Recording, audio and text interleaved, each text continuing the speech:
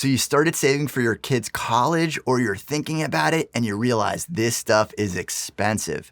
Today, the national average for a 4-year public institution on an annual basis is $27,940, and those costs keep going up. So today, I'm going to share what I'm doing with my own 4 kids and their 529 college savings plans. So I have twins that are 8 years old. I have a 6-year-old and a 3-year-old.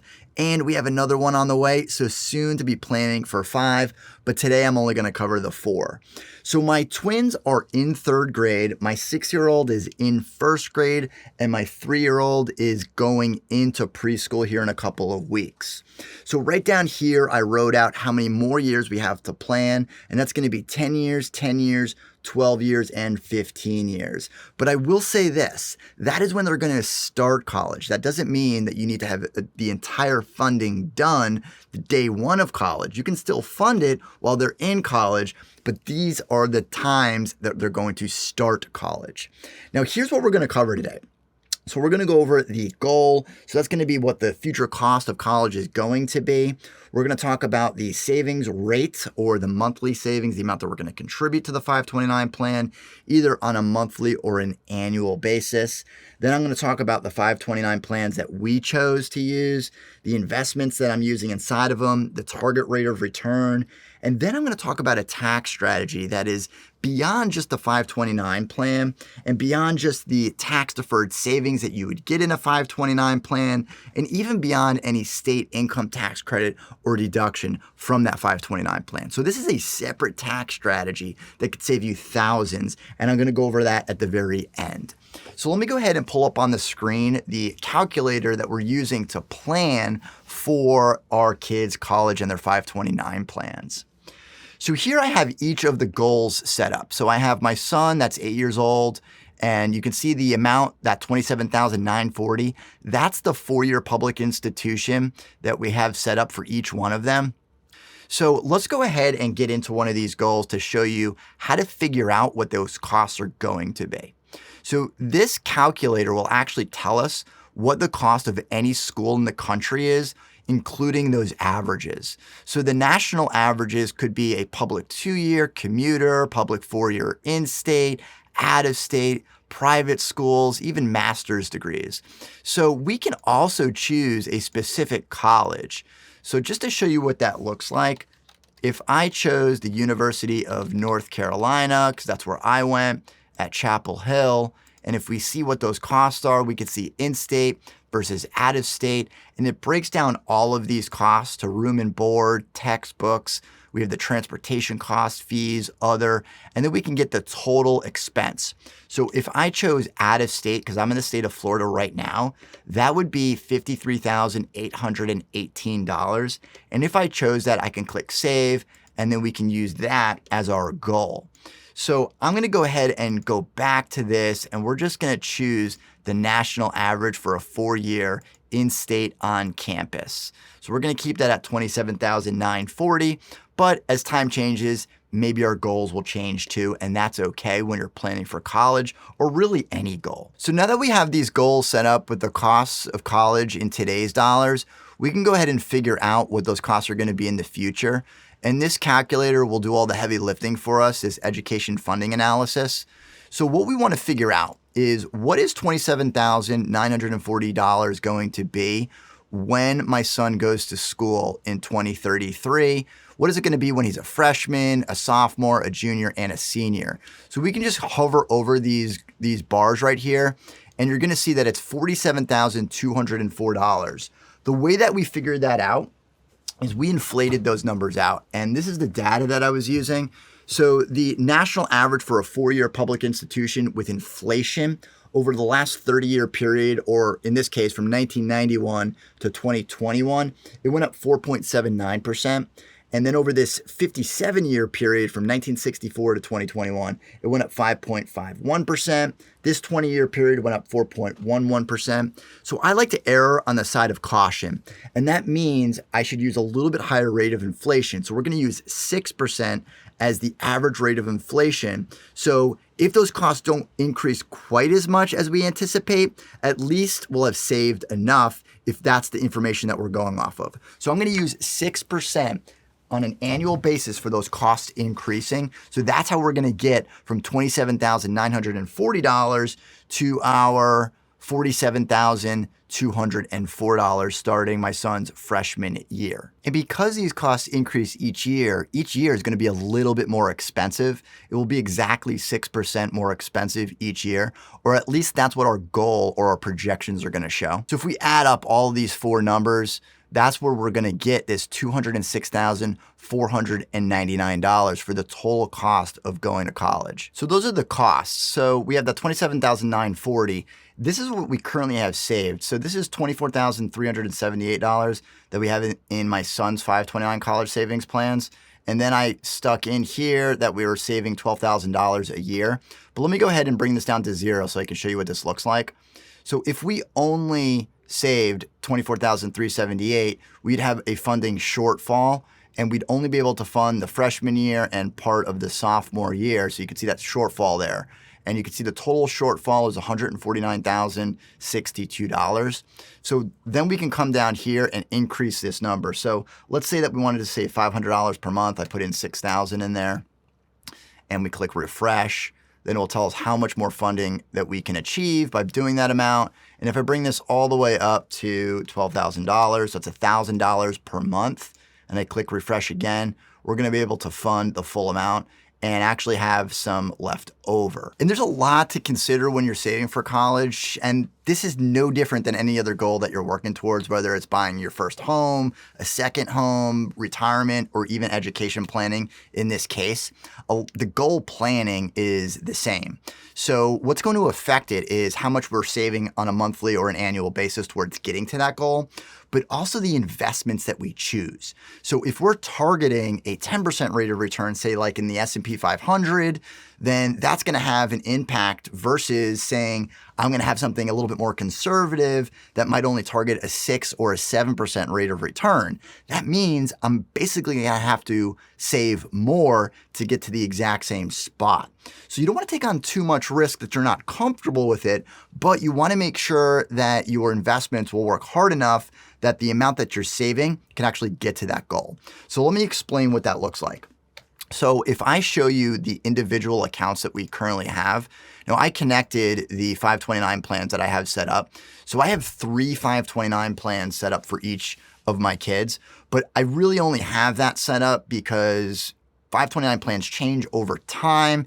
And as things changed, I ended up using different plans, and I just kept the old plans. You don't need more than one, but I have 3 for each one of my kids. I could easily roll them into one, but I just didn't. So don't think that you need to do exactly what I'm doing. I'm just sharing what I've done. So if we look at my son's 529 plans, for example, so I have the Utah 529 plan with the UTSTX fund, which is basically an S&P 500 index fund. I also have the Florida 529 plan, which I've recently spoken about, and I like this plan, but you have to be a Florida resident or the beneficiary has to be in the state of Florida in order to use that plan. So I have the My 529 plan, which is the Utah plan, the Florida plan, and then I also have the Ohio plan. Now, all 3 of these plans have basically the same investment, but the fees are slightly different. Now, don't get too hung up on the fees, but I did break them out for you, and I dug in to figure out what the underlying ticker is, or the underlying exchange traded fund or ETF or index fund in this case is for each one of these positions. And it is the Vanguard Total US Stock Portfolio, which is basically an S&P 500 index fund. So you can see that the expense ratio is right here, and then the total fees. Here's what's interesting and why I like the Florida 529 plan is look at that fee comparison. They don't have anything as far as fees go except the expense of the fund, where there's an actual management fee for the Utah plan and the Ohio plan. And if we look at right here, they say on the 529 plan for Florida, it says currently the board has approved a 0.00% or 0 basis points, meaning zero, administrative fee associated with the Florida 529 savings plan. And that's not true of all of the other plans. So I did break it out and explain kind of why, but all of these 3 529 plans are, for all intents and purposes, are exactly the same. But if you go into any of these plans, they look a little bit different. So this one says My 529 Institutional Index. And if you click on it, you could see the ticker there is UTVLX. They've actually changed that ticker. So there's a little bit of digging sometimes you need to do to figure out what these investments really are. And even here, I had to dig into some of the PDFs from, this is the 529 for Utah. So you can see here, they have the My 529 single fund portfolio. They tell you what the ticker is, what it is, and then they tell you what the corresponding underlying investment actually is. So again, in the case of my investments, I'm using basically an S&P 500 index fund, and it's the My 529 Institutional Index. But you could see that ticker was a little bit different from even the one that I'm invested in, because I think they've changed it since. And then you can see that correlating index fund is the Vanguard Institutional Index Fund with the ticker VIII. I think there's 3 in there and an X. And the story behind the 529s that I chose, the first one I started out with was the Utah 529 plan because I like the investment options, and they seem to have moved to exchange traded funds before a lot of the other 529 plans, which to me are just better investments because they're more transparent. You know what the underlying stocks or bonds that are in the investments you're choosing, a little bit easier than a mutual fund. So that's why I went with the 529 of Utah's plan. Then Florida's plan offered like a $50 matching program if you opened up the plan. So I went and opened up the Florida 529 plan and started saving a very little amount into that plan. And then when I went back to all of the plans, I saw that the Ohio plan had the Vanguard S&P 500 index fund. So then I opened up that plan. So I'm like, okay, this is the right plan that I want to use. And then I realized that Florida's plan then also made a change, and they had the same fund, but they didn't originally. So then I said, okay, fine, I'll use the Florida 529 as well. And then when I went back to the Utah plan, they also changed their investments to add an S&P 500 index fund. And there was another part that the Utah plan also changed from when I originally started using it. And that is they only allowed you to use up to 25% in any one of their funds, which I didn't really like. But now they've since changed that to where you can put 100% into one of those funds. And so that's why you can see that I've basically chosen an S&P 500 index fund in each one of the 529 plans.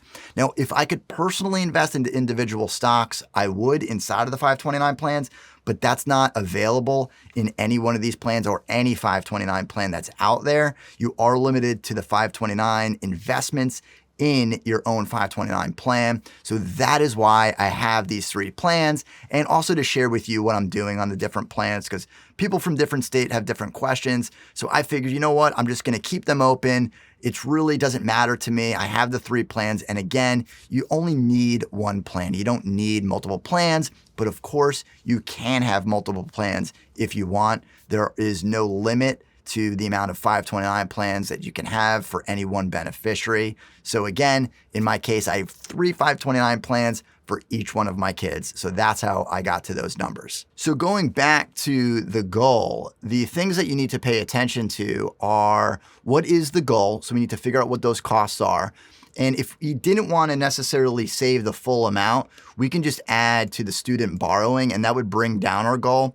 So let's say that we only wanted to save roughly half. So I'll just put in $10,000 for the student borrowing.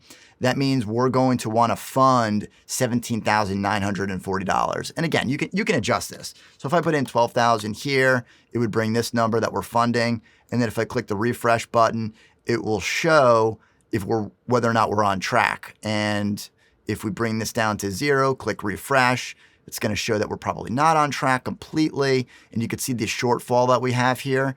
And then we can go ahead and increase this number and then click refresh until we reach that goal. So we know that what we're doing is going to be what we're trying to get to. So again, this annual net cost is what we're going to be funding, this $15,940. And the investments are linked over here. So that's driving the rate of return of our investments, the 529 asset allocation. But if we were if we were going to go ahead and change that, we can choose one of the pre-built portfolios that I've put together, or we can just choose an S&P 500 index, which is exactly what we currently have. But if I wanted to be a little bit less aggressive, say I pick something conservative and clicked refresh, it might actually change some of these numbers. And we're short by just a little bit, $1,056 in the current scenario. So that is also going to affect whether or not you're going to get to your goal. So the more conservative you are, you're going to have to save more towards getting to that goal. That doesn't mean you should just take on more risk just so you can save less. You want to make sure that it works for you so you don't make any terrible decisions along the way. So I'm going to go ahead and change this to my current allocation to show that I'm using the S&P 500 fund and that we will be on track with our full funding of $27,940. And we'll bring this up to $12,000 per year. And I'm going to click refresh. We'll put in 0 there, click refresh. And there we have it. And let me quickly go through all of them so you can see how it's done. So Lexi is going to be the same. And I actually have her at 9,500. So if we go back to Cody, we can actually bring him down to the same amount because they're the same age and they have roughly the same amount. I think they're 529 plans. Yeah, a little bit different. 25,536 in hers and 24,378 in his. Both funding at $9,500 per year gets them to the goal. And if we look at Callie's, we can see that we need to save more than 0. So let's bring this up to $6,500. Click refresh, and that gets us to the goal there. And then if we look at Josie, she is going to need, she actually has a little bit more than Callie right now. It's 17,323, and Callie only has 16,571. So let's go ahead and look at Josie's, and let's do 5,800. Let's see where that puts us. 5,800 gets us to the goal. We could probably bring that down. Maybe 5,000 will get us to the goal still. And nope, not quite. Let's go to 5,500. Click refresh. And nope, we were good at 5,800. So let's stay at 5,800 or 5,750. Let's see if that works. Refresh. And we're good. So for Josie, we can save an additional $5,750 per year. And all of them had the same portfolio. All of them had the same goal. Slight difference in their balances.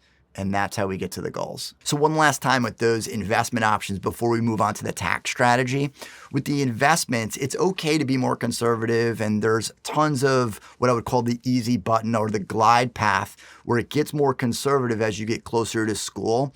But that target rate of return is going to be lower, meaning that you're going to need to save more. So you really need to find that balance between how much am I going to save, what rate of return are we going to target, and what is that end goal? How much are we actually going to fund for college? So that is basically the numbers that you have to work with. Now, for the last part, the tax strategy that I'm using. Now, this will only work if you own a small business and 100% of that small business. You can take an LLC business and actually hire your kids if they're doing real work.